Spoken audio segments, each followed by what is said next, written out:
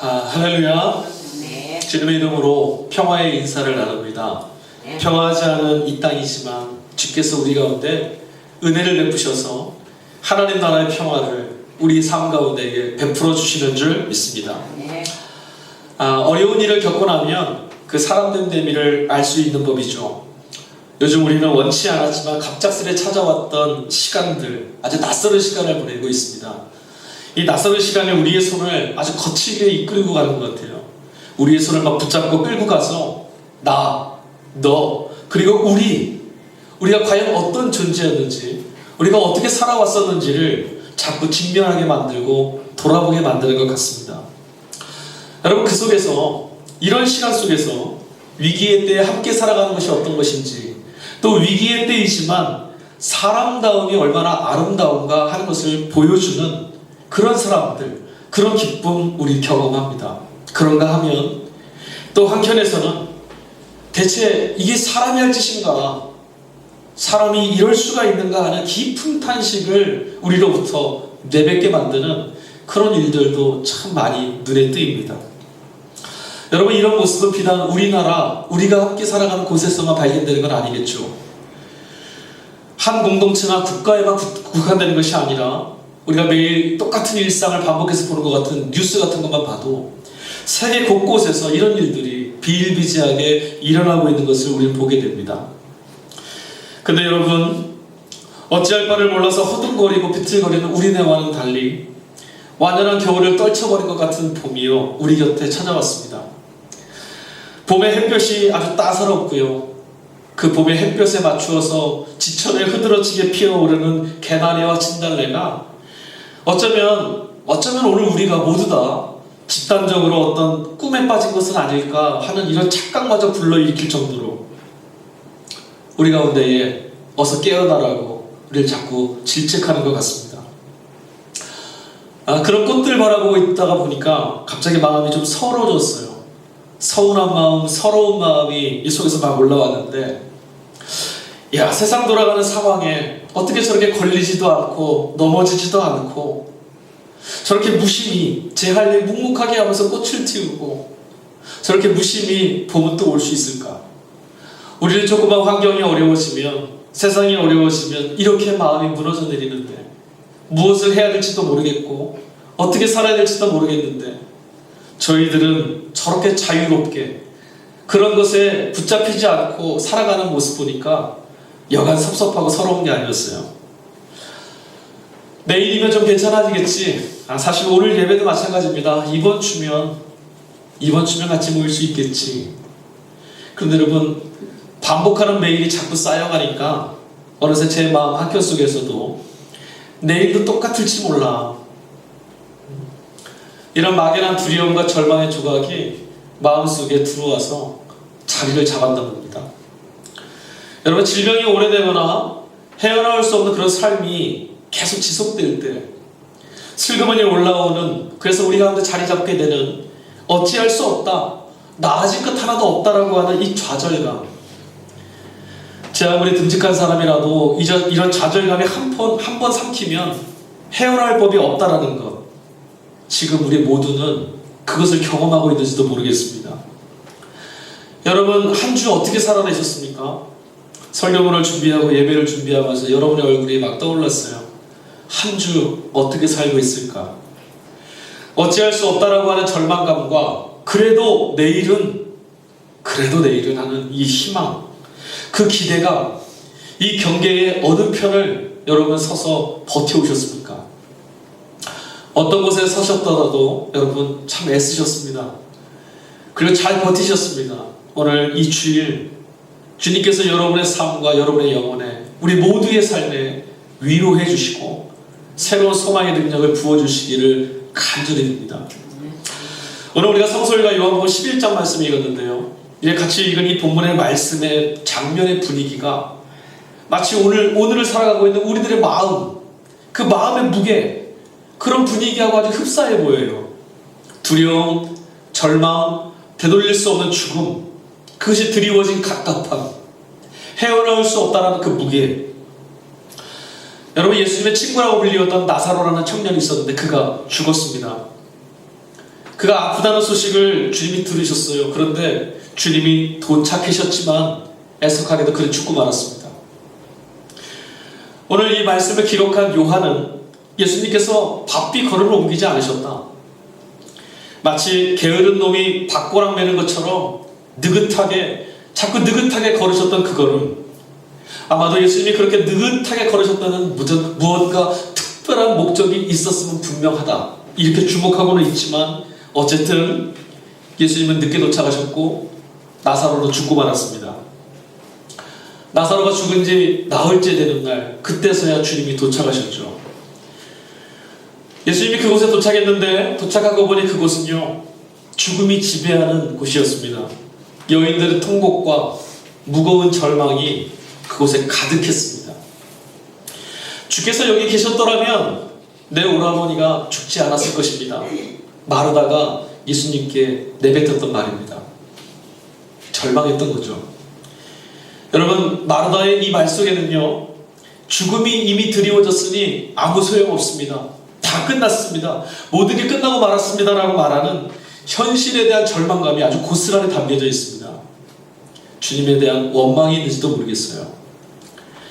그녀뿐만 아닙니다. 그곳에 있던 모든 사람들이 다 죽음, 나사로에게 찾아왔던 이 죽음을 고스란히 받아내고 있습니다. 사실로 받아들였습니다. 죽은 사람은 다시 살아날 수 없는 일이니 당연한 일이겠죠. 온우이들, 그들의 웃음소리가 넘쳐흐르고 잔치가 벌어졌던 그곳, 그 나사로의 집이 지금은 통곡으로 가득 차 있습니다. 나사로의 여동생들이었던 마르다와 마리아, 예수님을 향해서 그녀들이 갖고 있었던 믿음과 신뢰, 그것도 자신의 오라비가 죽고 말았다라고 하는 그 사실을 받아들이는 것 말고는 아무런 도움이 못 되고 있는 형편입니다. 죽음, 오늘 우리가 요한복음 본문에서 만나는 사건이 바로 죽음입니다. 여러분, 저는 이 코로나 바이러스가 세상을 덮고 있는 요즘 죽음이라는 것을 아주 실체적으로 경험하고 있습니다. 죽음, 이것은요 여러분, 아무리 터무시하고 아무리 피하려고 해도 누구든지 직면해야만 하는, 누구든 부딪혀야만 하고 마주쳐야만 하는 슬픈 인간의 운명입니다. 그리고 또한 죽음 앞에서 옷 벗겨짐을 피할 수 없는 우리의 이 무능함, 아무것도 할 수 없는 민낯이 드러나는 이 무능함이야말로 우리가 오늘 직면하게 되는 우리들의 이 인간 실존, 참으로 안타깝고 안쓰럽고 불쌍한 그런 모습이죠. 여러분, 이 죽음이라고 하는 절대적인 힘 앞에서, 또 그 사실 앞에서 사람들은요 이렇게밖에 반응하지 못하는 것 같아요. 죽음을 직면하게 되면 어떤 사람들은 그냥 무덤덤하게 체념하고, 그래 어차피 죽을 수밖에 없어, 그냥 체념하고 살아갑니다. 또 어떤 사람들은 애써서 그런 것이 내게는 일어나지 않을 거야, 나에게 그런 일이 일어나지 않을 거야, 잊으려고 회피하는 것, 그게 고작입니다. 이게 우리가 해야 할 수 있는 모든 거죠. 무시하거나 회피하는 것. 그러고 보니 그렇게 힘들다고 말하면서도 열심히 살고 무언가를 이루어내려고, 무언가를 더 많이 가져보려고 그렇게 바닥바닥 살아내는 우리들의 본능, 본성, 이해하지 못할 것도 없는 것 같아요. 모두가 죽음을 잊어버리거나 죽음에서 좀 벗어나 보려는 그런 몸부림 아니겠습니까? 하지만 여러분, 내일을 빼앗겨버리는 이 두려움, 이것을 극복하려 해보려고 하는 이 안타까운 본능도요, 결국은 우리들 앞에, 제발 앞에 놓여있는 죽음을 막아낼 수는 없습니다. 아무리 우리가 즐거움을 누리고 쾌락을 얻고 만족감을 찾고 의미를 발견해도 죽음이라고 하는 실체 앞에서 우리는 아무것도 할 수 없습니다. 여러분, 내가 살아있다라고 하는 말은요, 한편으로는 아직은 내가 죽지 않았다, 죽음을 외면하려는 자기 위로일 뿐입니다. 누구도 죽음 앞에서 나는 괜찮다, 안도의 한숨을 내쉬는 만한 여유 같은 건 없습니다. 누구나 죽고 누구도 피할 수 없는 서슬퍼런 죽음의 권력 앞에서 도망칠 수도 없고 피할 수도 없고 벗어날 수도 없는 인간 삶은, 그러고 보니까 살아있다 말하지만 죽은 것과 다름없는 것 같습니다. 성설과 제1독서 우리가 읽지 않았는데 구약성경 에스겔서 말씀 속에 선지자 에스겔이 보았던 환상 이야기가 나옵니다. 선지자 에스겔이 보았던 환상은 그것이었습니다. 들판에 널려있던 마른 뼈들. 여러분, 그 마른 뼈의 이야기들은요, 우리 개개인이 경험하는 죽음이라고 하는 이 공포와 두려움 앞에 섰던 우리들의 실존, 이것을 뛰어넘어 민족 공동체, 나라, 이런 수준에서 경험하게 되는 죽음에 대한 아픔, 그것을 고스란히 우리에게 전해주고 있습니다. 지천에 널려있는 마른 뼈들은요, 에스겔이 보았던 그 뼈들의 실상은 유대 사람들이 표현하는 거예요. 신흥 패권 국가들, 아수르, 바벨론, 페르시아, 그 수많은 패권 국가들 사이의 틈바구니에서 어떻게 근근히 살아났어요. 노예로 끌려도 갔고 처참하고 비굴하게도 살았지만 그래도 죽지 않았습니다. 그래도 살아났습니다. 하지만 그들의 현실은 마른 뼈처럼 아무런 소망이 없었습니다. 살아났지만 아무것도 바꿀 것이, 아무것도 나아질 것이 없는 그런 슬픈 운명 공동체였어요. 생사의 갈림길에 있는 환자, 그 환자를 수용할 수 있는 능력도 없고 그들을 돌봐줄 수 있는 인력도 없고 아무것도 할 수 없어서 어떤 환자는 살리고 어떤 환자는 포기할 수밖에 없는 그 선택을 내 손으로 해야 되는 그 참담한 현실이 오늘 우리 앞에 펼쳐져 있잖아요. 죽음이 가져다주는 두려움과 혼돈에 빠져서 우왕좌왕하는 것이 우리들의 모습입니다. 그렇게 세련되게, 그렇게 아름답게, 그렇게 멋있어 보이던 나라들도 이 죽음의 두려움 앞에서는 모두 다 인간의 그 본성을 드러내고 맙니다. 오늘의 우리들의 모습, 우리가 살아가는 세상을 보면서 저는 자꾸만 에스겔 선지자의 마음을 무너지게 했던 들판에 널리워진 마른 뼈들을 생각하게 됐습니다.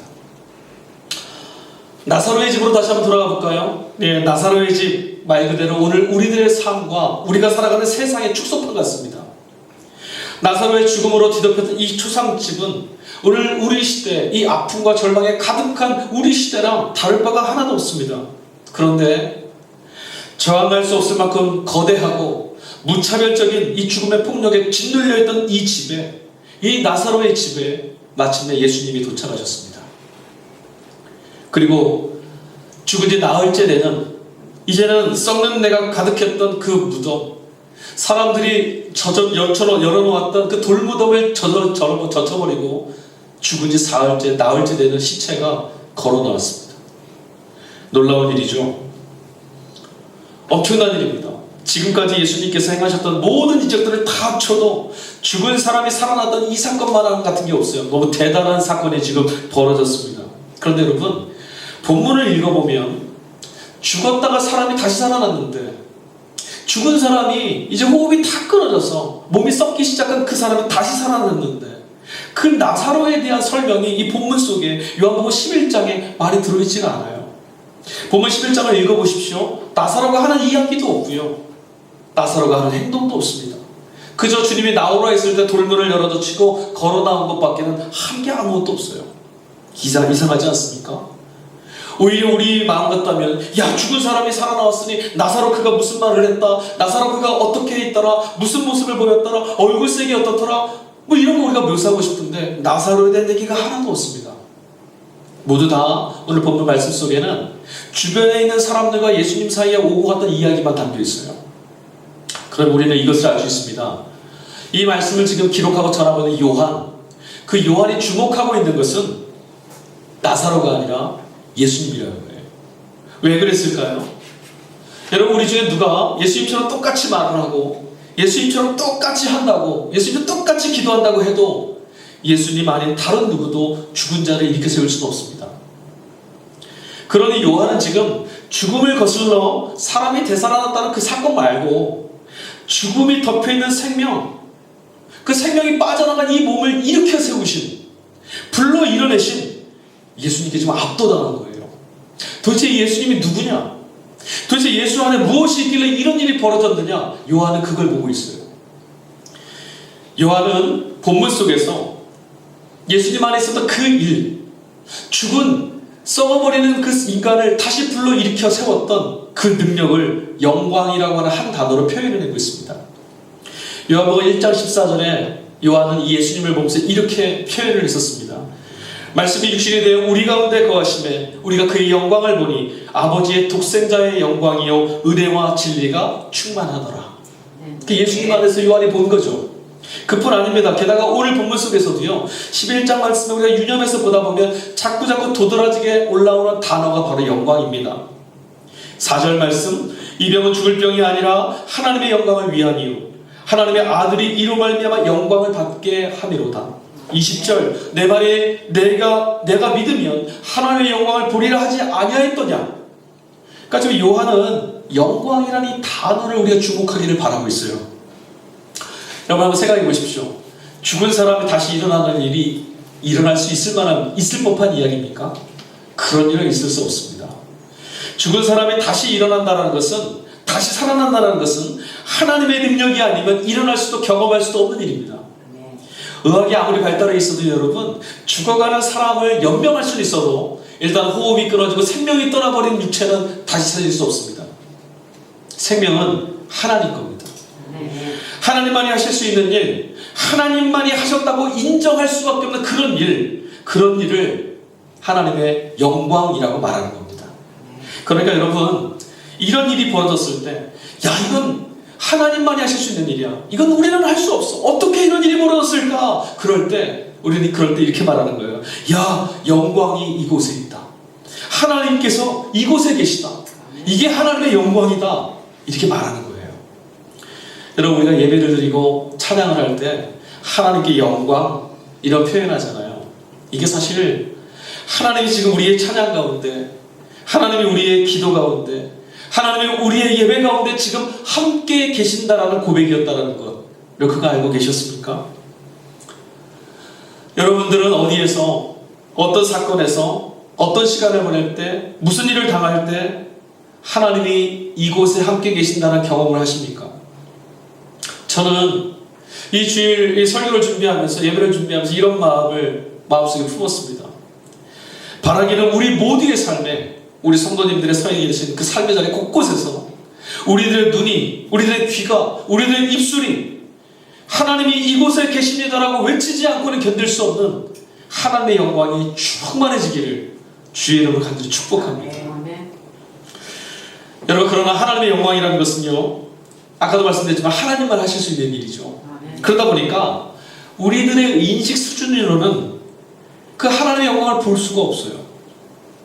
우리들이 깨닫을 수 있고 발견할 수 있고 볼 수 있는 이런 인식 수준을 벗어나는 것, 그래서 이것을 뭐라 말하냐면 신비라고 말해요. 신비롭다. 어떻게 그리 되는지, 어떤 방식으로 이런 일이 벌어졌는지 우리는 알 수 없어요. 하나님이 이곳에 계시는데 어떻게 이렇게 하시는지 우리 그거 몰라요. 알 수가 없습니다. 신비라고 하는 말은 그런 것이 여기 없다라는 말이 아니에요. 무슨 말인지 아십니까? 우리는 그런 것이 여기 없는 것이 아니라 여기 있는 것을 도무지 알 방법이 없다. 알 수 있는 능력이 우리에게 없다. 이것을 신비라고 하는 거예요. 하나님이 죽은 자를 이렇게 세우십니다. 그러나 우리는 그것을 알 수가 없어요. 볼 수가 없죠. 과학자들이요, 우리가 사는 세상을 설명하면서 다양한 차원이 있다고 설명합니다. 여러분 3차원, 4차원 이런 말 들어보셨죠? 여러분, 인간은 고작 해야 점, 선, 면 이런 것밖에 못 봐요. 시간도 우리 시간이 있습니다라고 그렇게 알고만 있고, 시계추가 돌아가는 것을 보면서 시간 이렇게 얘기하지 시간을 볼 수가 없어요. 여러분, 이론적으로 과학자들은 10차원도 있다고 합니다. 이거 도무지 와닿지 않는 말이에요. 10차원이 우리 앞에 펼쳐져 있어도 우리는 도무지 그걸 헤아릴 능력이 없습니다. 과학자가 말하는 걸 제가 한번 읽어봤어요. 머리는 아픈데 무슨 말인지 하나도 모르겠어요. 경험해 본 적도 없고 이해할 수도 없는 그런 말이거든요. 우리 능력 밖에 있는 거죠. 여러분이 그런 세상을 결코 인지할 수 없습니다. 여러분 생각해 보십시오. 10년 전에 우리는 오늘 10년 뒤에 오늘 우리의 모습을 상상도 해본 적이 없어요. 그렇지 않습니까? 제가 우리 SNS, 동력교회 SNS 이렇게 보다 보니까 6년 전에 오늘 우리 동력교회 간판이 올라가고 불이 켜졌었더라고요. 그걸 제가 아주 감동하는 마음으로 글을 써놨더라고요. 근데 그 6년 전에 오늘, 6년 뒤 오늘 같은 날이 올 거라 상상해 본 적이 없어요. 10년 전에, 10년 뒤에 오늘을 우리가 알 수 없었던 것처럼 우리의 10년 뒤도 우리는 알 수 없습니다. 예전이나 지금이나 똑같은 나이인데 내가 어떻게 될지 우리는 볼 수가 없어요. 지금밖에는. 1분 후에 어떤 일이 일어날지도 우리는 모릅니다. 뿐만 아닙니다. 지금 이 문 너머에 무슨 일이 일어나고 있는지도 우리는 몰라요.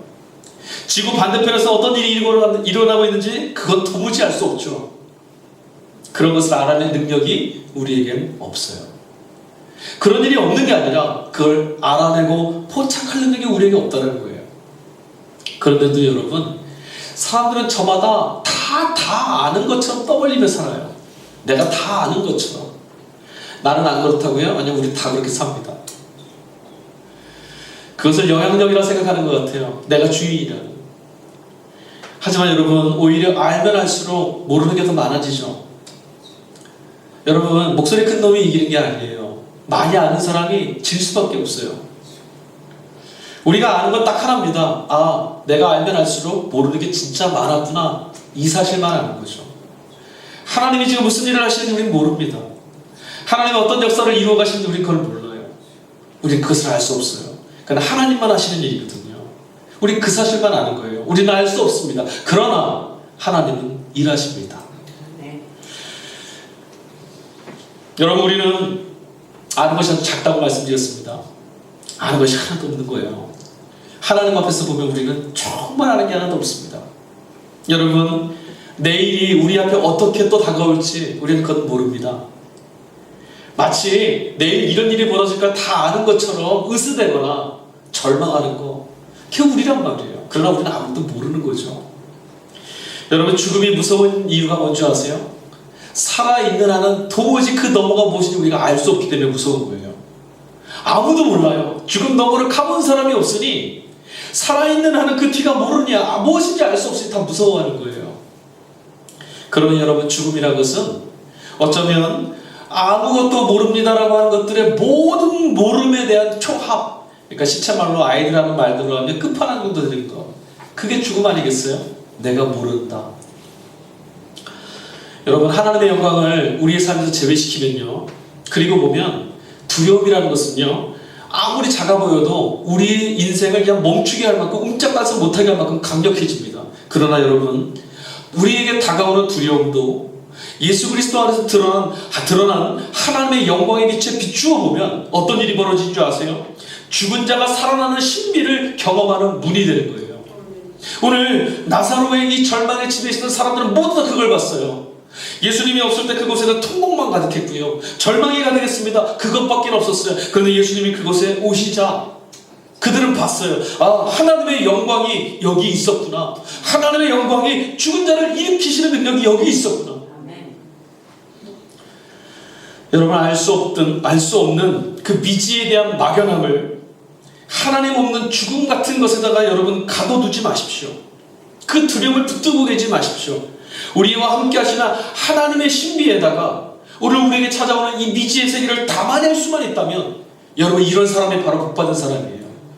알 수 없는 내일을 두려움으로 벌벌 떨면서 마주치는 것이 아니라 하나님의 영광, 하나님의 신비가 지금 이곳에 함께 하시고 이 길을 열어가신다라고 볼 수 있다면 죽은 자가 살아나는 그 놀라움을, 그 경이로움을 우리가 보게 될 줄로 믿습니다. 다 이룬 것처럼, 다 아는 것처럼, 혹은 반대로 다 끝나버린 것처럼 사는 사람들은요, 결코 내일을 다 아는 것처럼 살아가는 사람들은 소망이 가져다주는 기쁨과 감격을 알 수가 없습니다. 왜냐고요? 소망은 미지의 세계 앞에 서 있는 사람들에게, 그런 사람들에게만 주시는 하나님의 선물이거든요. 에스겔 선지자가 마른 뼈만 뒹굴던 그 들판에 섰죠. 그러나 여러분, 마른 뼈만 뒹굴던 그 현실에 에스겔 선지자는 사로잡히지 않았습니다. 에스겔 선지자의 말을 읽어보면 그가 하나님 말씀 앞에서 그 현실 넘어 하나님만이 하실 수 있는 영광을 보고 말았어요.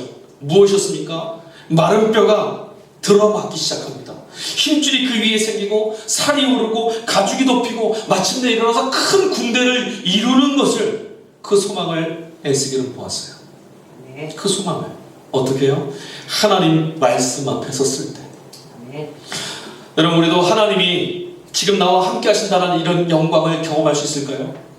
저는 이 주일을 맞이하면서 죽음을 몰아내고 다시 살아냄을 보게 되는 이 신비를 오늘 우리들의 삶에서도 너무너무 보고 싶었습니다. 어쩌면 좋을까요? 어떻게 하면 이런 신비, 어떻게 하면 하나님의 영광을 우리가 경험할 수 있을까요? 하나님의 내 삶 가운데 우리 가운데 함께 계시면 어떻게 우리 영혼이 그것을 경험하고 발견하고 기뻐할 수 있을까요? 그것은 여러분 따져 묻는다거나 연구한다거나 그것을 찾아 헤맨다고 경험할 수 있는 것이 아닙니다.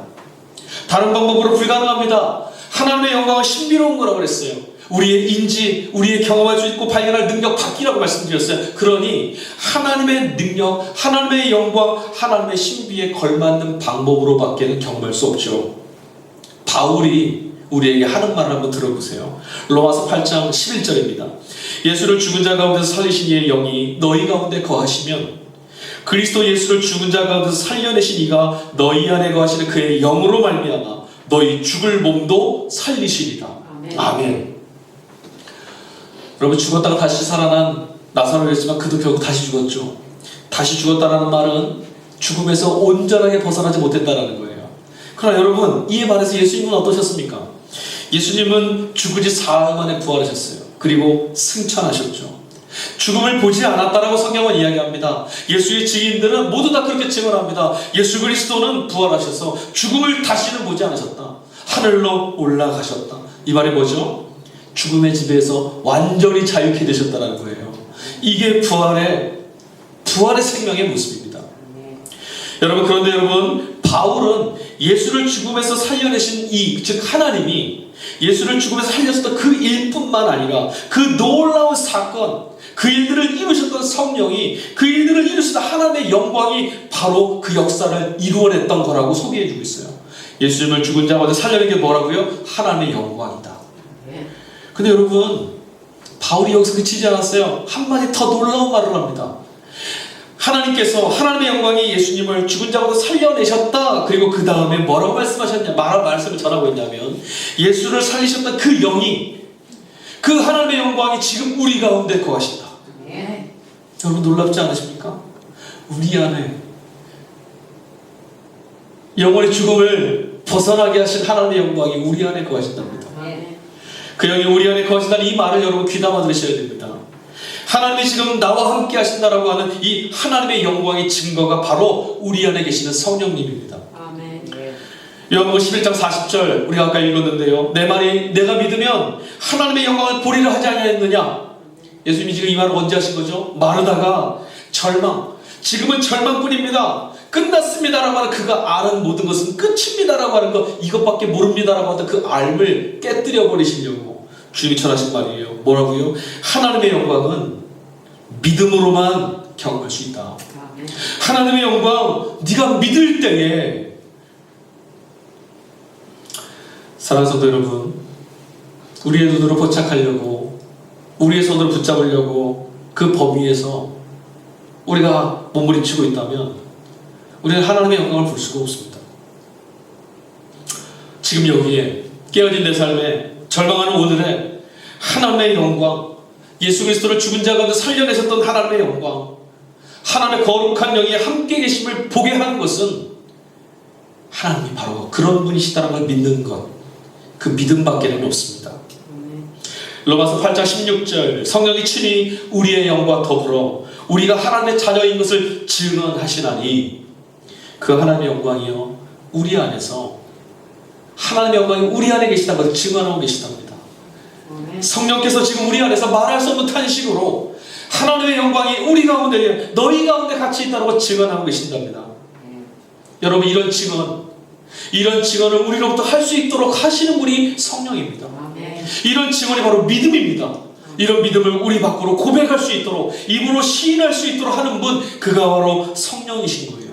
여러분 절망할 수밖에 없는 무덤 앞에서, 그러나 하나님의 영광을 위해서, 하나님의 영광을 향해서 믿음을 쓸 수 있도록 북돋우시고 우리를 그 걸음으로 인도하시는 분, 그가 우리 안에 거하시는 성령이시라는 말씀을 믿으시기 바랍니다. 그 말씀은 지금 우리에게도 유효합니다. 이 말씀을 믿는 이들에게 하나님의 영광이 오늘도 함께할 것입니다. 요한은 바리새인과 대제사장들이 예수께서 죽었던 나사로를 다시 살려내신 그 이후부터 예수를 죽이려고 모의했다라고 53절 보니까 이제부터 예수를 죽이려고 그들이 모의했다라는 말로 이 단락을 마침하고 있습니다. 사람이 다시 살아난 놀라운 역사가 벌어졌는데 그 사건 전체의 마지막을 뭐라고 마무리 졌냐면 53절 대제사장들과 바리새인들이 이때부터 예수를 죽이려고 하더라.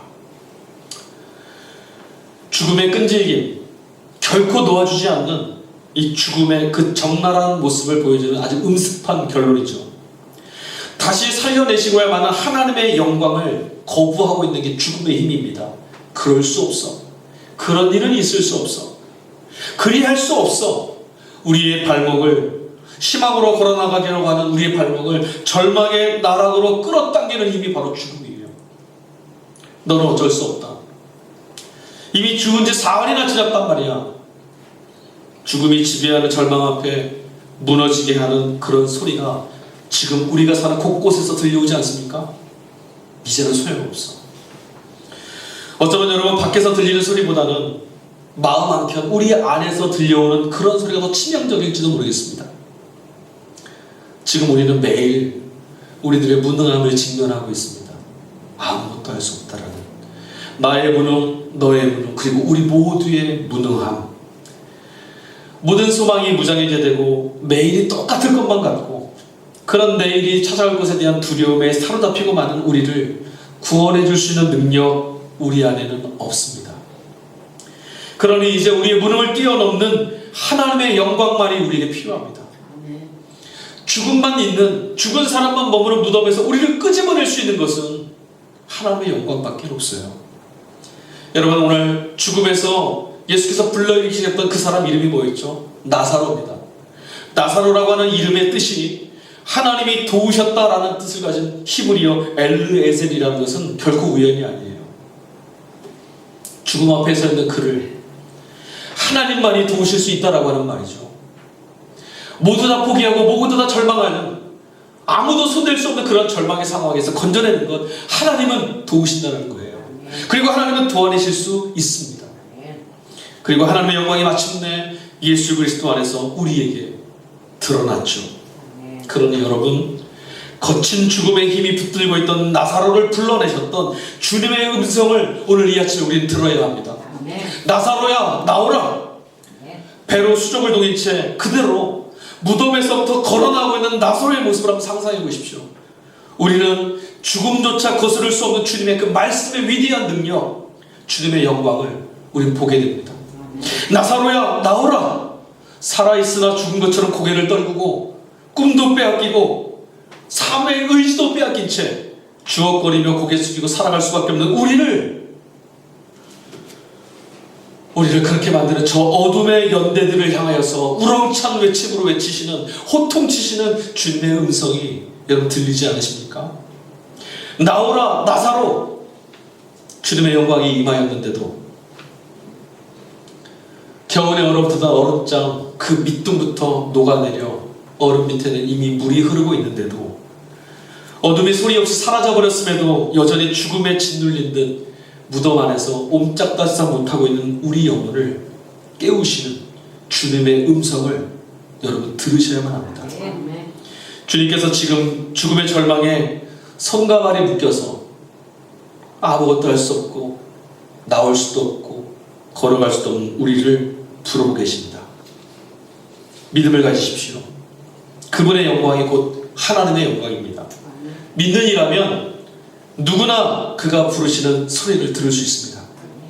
봄을 기다리는 이들은 봄에 돋는 소리가 들린다고 합니다. 비를 기다리는 농부는 대지를 적시고도 넘칠 만한 소나기 소리도 듣는다고 합니다. 어둠의 속삭임에서 벗어나 이제 주님께서 힘차게 부르시는 그 음성을 들으십시오. 나오라, 나사로. 그리고 이제 저 너머 주님의 부르심을 들으셨다라면 여러분 아멘 하시고 걸어 나가십시오. 음습한 어둠에서 그가 우리를 이끌어 내실 것입니다. 기도하겠습니다.